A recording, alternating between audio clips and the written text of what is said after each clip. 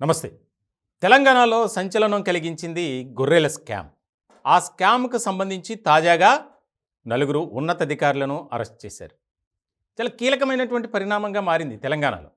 అంటే బీసీ సామాజిక వర్గానికి సంబంధించి గొల్ల కురుమలకు ఆ యొక్క గొర్రెలను ప్రభుత్వం సబ్సిడీ మీద పంపిణీ చేసేది.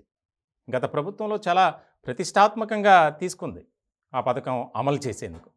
దానికి సంబంధించి వేరే ఎవరైతే ఈ గొర్రెలు పెంపకందారులు ఉంటారో వారి దగ్గరికి వెళ్ళి మాట్లాడి వాటిని కొనుగోలు చేయటం, తద్వారా ముఖ్యంగా ఎవరైతే అర్హులైన వారు ఉన్నారో వారికి పంపిణీ చేసేది ప్రభుత్వం.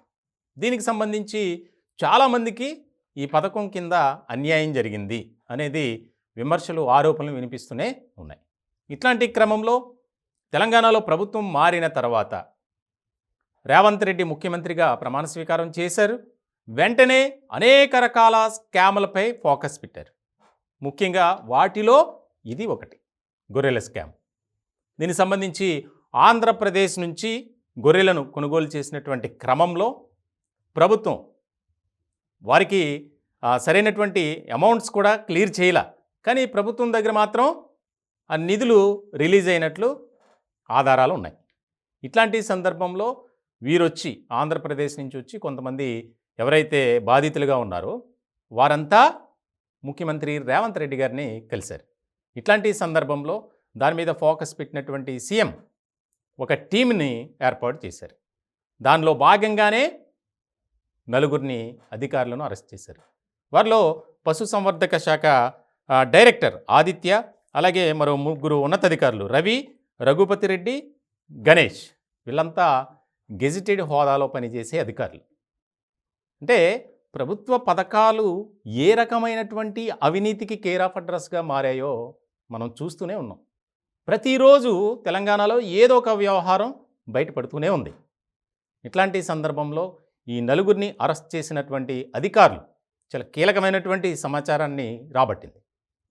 గతంలో ఈ శాఖకు మంత్రిగా ఉన్నటువంటి తలసాని శ్రీనివాస్ యాదవ్, ఆయన కార్యాలయంలో విలువైనటువంటి డాక్యుమెంట్లు, ఫైల్స్, అలాగే కంప్యూటర్లు, హార్డ్ డిస్క్లు ఇవన్నీ మాయమయ్యాయి. దానికి సంబంధించి ఆయన ఎవరైతే ఓఎస్డీగా ఉన్నారో అతన్ని అదుపులో తీసుకున్నారు. అలాంటి క్రమంలోనే ఈ వ్యవహారం అంతా బయటపడింది. ఇప్పుడు చాలా కీలకమైనటువంటి అంశం ఏంటంటే ఈ నలుగురు పోలీసులకి ఇచ్చినటువంటి స్టేట్మెంట్. మాకు ఉన్నతాధికారులు ఆదేశిస్తేనే చేశాం, మాకు మంత్రి గారి పిఏ నుంచి కాల్ వచ్చింది, కాబట్టి వారు ఏది చెబితే అదే చేశాం అని. అంటే మరి ఒక రకంగా చెప్పాలంటే ఈ నలుగురు అధికారులు తప్పు ఉందా అంటే అక్కడ వీరితో తప్పు చేయించింది ఎవరు, వారిని కూడా పట్టుకోవాలి.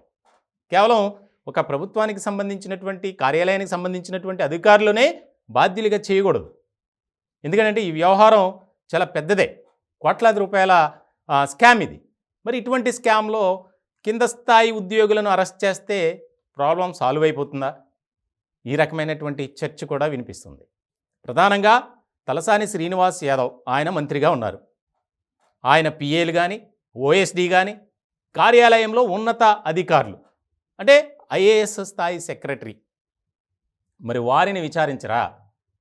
అంటే మేమే తప్పు చేసామా అనే ఒక భావన కూడా వినిపిస్తుందంట. ముఖ్యంగా అరెస్ట్ అయిన తర్వాత ఈ కార్యాలయంలో వినిపించినటువంటి టాక్ అది విస్తృత స్థాయిలో కేవలం మేము ఒక బానిసలుగా పనిచేయాలి, వారు ఏది చేయమంటే అదే చెయ్యాలి, ఎక్కడ సంతకం పెట్టమంటే అక్కడ సంతకం పెట్టాలి, ఎందుకు సార్ ఇదేంటి అని అడిగితే తర్వాత పరిణామాలు వేరేలా ఉంటాయి అనేది అరెస్టు తర్వాత కార్యాలయాల్లో జరుగుతున్నటువంటి చర్చట.